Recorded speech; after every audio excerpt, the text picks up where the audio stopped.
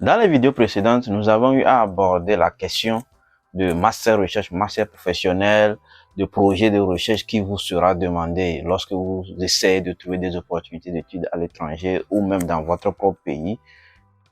Et pour rédiger un projet de recherche, ça doit porter sur un sujet de recherche. Et donc aujourd'hui, nous allons essayer de nous consacrer au sujet de recherche. Comment être sûr qu'on a un bon sujet de recherche? Comment s'établir un bon sujet de recherche? Comment se chercher un bon sujet de recherche? Donc c'est à ces questions-là que nous allons essayer d'apporter quelques réponses dans cette vidéo.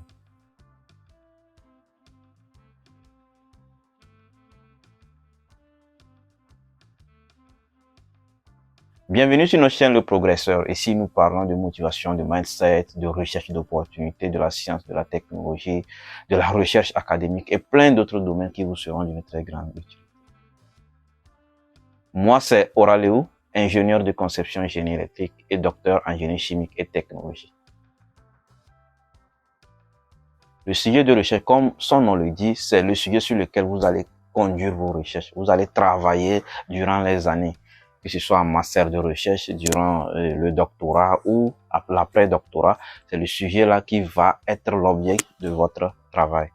Et donc, on peut avoir plusieurs sujets, mais jusqu'à un moment donné, il faut avoir un sujet et c'est-à-dire portant sur ce sujet, vous allez essayer de rédiger un projet de recherche que vous pouvez soumettre lorsqu'on vous demande ou bien pour gagner des fonds. Le principal d'un projet de recherche, c'est un sujet de recherche. Et c'est très important d'être sûr que ce sujet-là respecte certains paramètres. La première des choses à faire lorsque vous voulez vous lancer dans la recherche, il faut d'abord essayer de déterminer le domaine qui vous passionne. C'est-à-dire que le domaine vous passionne, vous avez des compétences pour essayer de vous lancer là-dedans. Vous pouvez avoir les compétences, mais si vous n'êtes pas passionné par le domaine, ça ne peut pas aller. Donc, vous devez chercher à voir, est-ce que ce domaine-là me passionne? Si oui, est-ce que vous avez certaines compétences basiques qui peuvent vous aider à mieux comprendre certaines choses basiques du domaine? Si oui, alors vous pouvez commencer. Donc, vous devez avoir une vue sur le domaine aussi. Le domaine vous passionne, vous avez des compétences basiques, mais quand il vient de la question de recherche, il faudrait, avant d'aborder un sujet donné, il faut se rassurer que le sujet n'est pas traité quelque part. Donc, il faudrait que vous lisez un peu dans le domaine, voir les actualités. Quelles sont les nouvelles mises à jour? Quelles sont les nouveautés? Qu'est-ce qui est fait de nouveau dans le domaine? Donc, vous devez essayer de vous renseigner sur ces aspects-là. Parce que après, quand vous allez sélectionner votre question, il faudrait que vous soyez sûr que la question, elle est nouvelle et qu'elle n'a pas encore eu de réponse. Et quand on parle de la recherche, ce n'est pas aller sur Google directement seulement. Ce n'est pas aller sur Facebook, ce n'est pas aller sur certains réseaux. Non, quand on parle de la recherche, il y a des bases de données spécifiques où vous pouvez vous renseigner sur ce qui est fait actuellement. Ce qui est fait parce que vous avez le domaine où vous pouvez essayer de vous renseigner un peu les actualités. Et puis, quand vous vous renseignez comme ça, vous allez trouver les points qui suscitent de l'attention des chercheurs dans le domaine actuellement. Donc, quand vous repérez ces points, vous allez repérer un champ. Vous voyez, par exemple, ceux qui sont dans le domaine de l'énergie, peut-être qu'ils vont voir que le solaire attire, ou bien l'éolien attire, ou bien les centrales thermiques attirent de l'attention. Parce que, où est-ce que votre vision, c'est d'appliquer ça à votre pays, c'est d'appliquer ça à l'international, il faut aussi se placer dans ce cadre d'idée-là aussi. Donc, quand vous allez voir, est-ce que, si je vais appliquer ça à mon pays, est-ce que, vu les conditions dans mon pays, est-ce que l'éolien serait mieux, ou bien le solaire, ou bien le thermique, tout ça là. Et puis, ça va vous permettre de définir maintenant le champ de recherche. Je vais me concentrer sur l'énergie solaire, je vais me concentrer sur l'énergie éolienne.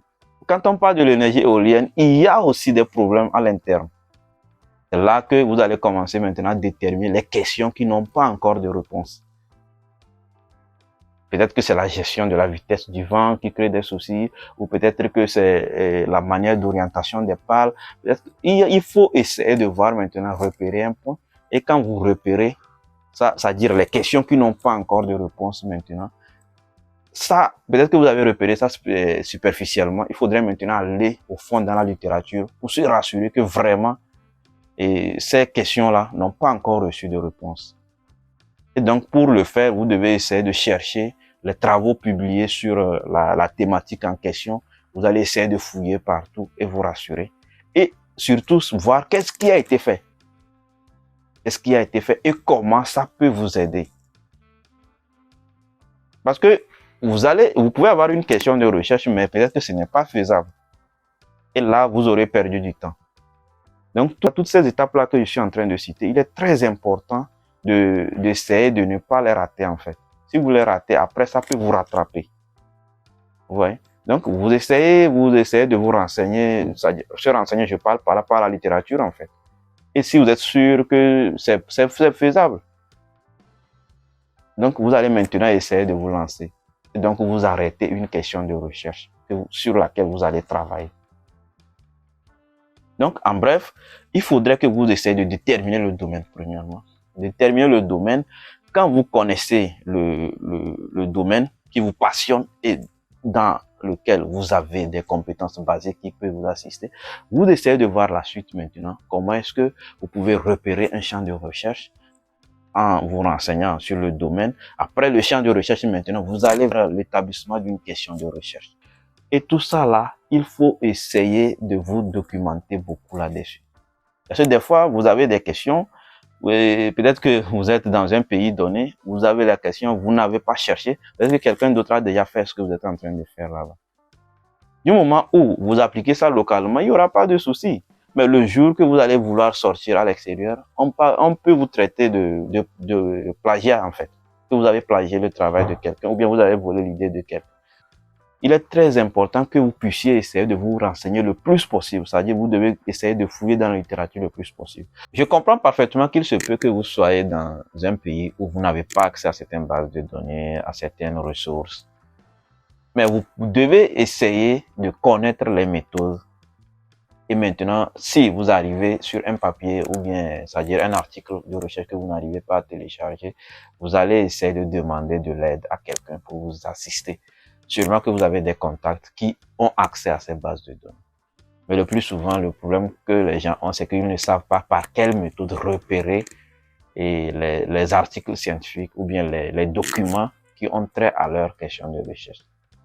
Ça, c'est un autre sujet que nous aborderons dans une vidéo à venir. Donc, c'est ce que je peux partager avec vous sur le sujet. La prochaine fois, on va aussi parler de comment rédiger un projet de recherche. C'est là que vous allez mieux comprendre les étapes de la question de recherche. Donc, c'est ce que je voulais partager avec vous aujourd'hui. Merci beaucoup et je vous souhaite une très bonne semaine, qu'elle soit fructueuse pour chacun de nous. Et surtout, n'oubliez pas de partager le lien de la page afin que d'autres personnes puissent en bénéficier.